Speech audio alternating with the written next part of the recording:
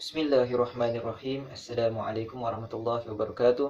Kepada semua hadirin sekalian, pada hari ini saya akan membentangkan tentang tajuk isu gejala sosial yang terdapat di Malaysia. Sebelum itu, saya kenalkan diri saya sendiri. Nama diberi Muhammad Hakim dari pelajar Diploma Pendidikan Islam. Sebelum saya membincangkan tentang isu gejala sosial dalam kalangan masyarakat di Malaysia, ingin saya membahas sedikit secara umum. Banyak yang telah kita dengar tentang gejala sosial yang melanda masyarakat. Masyarakat kita dan kebanyakannya dilakukan oleh remaja. Remaja merupakan bakal pewaris negara. Maka, kegiatan negatif yang dilakukan telah menimbulkan kebimbangan dalam masyarakat. Jadi, persoalannya, apakah yang dikatakan tentang gejala sosial? Seterusnya, saya akan pergi kepada definisi gejala sosial. Menurut Kamus Dewan Edisi keempat kerajaan, gejala bermaksud tanda-tanda.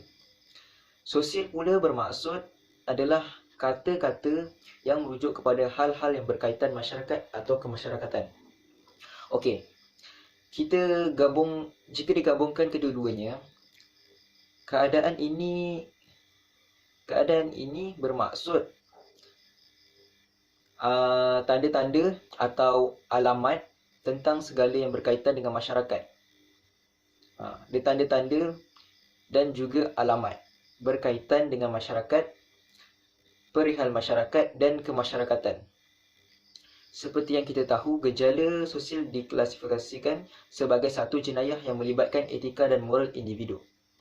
Selanjutnya, faktor yang menyumbang kepada peningkatan gejala sosial dalam kalangan masyarakat di Malaysia ialah sikap sebahagian ibu bapa yang kurang prihatin terhadap anak-anak. Ini kita dapat lihat pada ibu bapa zaman sekarang yang terlalu sibuk dengan pekerjaan sehingga lupa meluangkan masa bersama keluarga. Oleh itu, kanak-kanak yang masih kecil amat memerlukan perhatian daripada ibu bapa untuk mendapatkan bimbingan dan membentuk diri ke arah yang lebih baik. Daripada pengabaian ibu bapa akan menyebabkan emosi anak-anak menjadi tidak stabil dan mendorong mereka untuk melakukan perkara-perkara yang tidak baik, perkara-perkara yang negatif. Seterusnya, menjadikan mereka terdorong untuk melakukan perkara-perkara buruk dengan tujuan untuk mendapatkan perhatian terhadap dirinya sendiri. Dan paling membimbangkan, pada usia di peringkat persekolahan, sudah mula untuk berhubung dan bergaul secara bebas antara lelaki dan perempuan. Perkara ini perlulah dipandang serius dan perlu diselesaikan dengan cara yang terbaik. Ini bagi memastikan kesejahteraan di dalam individu dan masyarakat.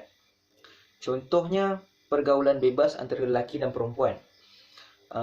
Tanpa memikirkan batas di antara kedua-duanya, ini boleh menyebabkan berlaku kesan negatif kepada diri sendiri dan orang lain.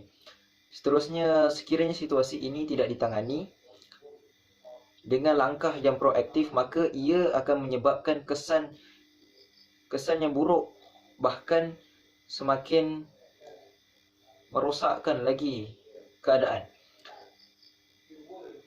Ini juga mampu menyumbang kepada kes kelahiran anak luar nikah. Kesannya akan kehilangan maruah diri dan mencetuskan perasaan malu kepada ahli keluarga.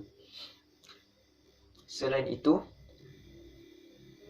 kesan daripada masalah gejala sosial yang tidak ditangani dengan baik menyebabkan berlaku kes jenayah seperti pembuangan bayi. Hal ini disebabkan kerana bagi menutup kesalahan yang telah dilakukan dan juga bagi mengelakkan daripada berlaku tindakan daripada undang-undang yang dijatuhkan ke atas dirinya. Seterusnya, cara-cara mengatasi gejala sosial daripada terus berleluasa antaranya adalah melalui tindakan daripada ibu bapa. Oleh itu, yang pertama, ibu bapa perlulah memerhatikan setiap gerak-geri anak-anak dengan tidak membiarkan mereka bebas melakukan apa sahaja yang mereka mahukan. Seterusnya, ibu bapa juga perlu sentiasa mengetahui dan mengenal pasti masalah masalah yang dihadapi oleh anak-anak dengan cara meluangkan masa bersama anak-anak untuk mengatasi masalah tersebut. Selain itu, cara mengatasi gejala sosial adalah langkah daripada kerajaan. Kerajaan merupakan satu badan yang mempunyai kuasa bagi melaksanakan undang-undang dan juga melaksanakan tindakan penguatkuasaan.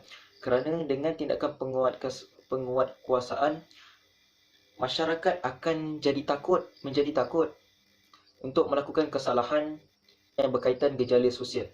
Oleh itu, dengan penguatkuasaan undang-undang juga dapat memberi pengajaran kepada masyarakat. Contohnya, hukuman terhadap lelaki dan perempuan yang melakukan persetubuhan di luar nikah. Contohnya, mereka akan diberikan hukuman yang setimpal seperti denda tidak melebihi RM5,000 atau dipenjarakan selama tempoh tidak melebihi 3 tahun atau disebat tidak melebihi 6 sebatan. Seterusnya, langkah-langkah untuk mengatasi masalah gejala sosial adalah orang dewasa perlulah memberi peranan dan bekerjasama menangani masalah ini. Seterusnya, dapat mencari jalan penyelesaian masalah secara efisien.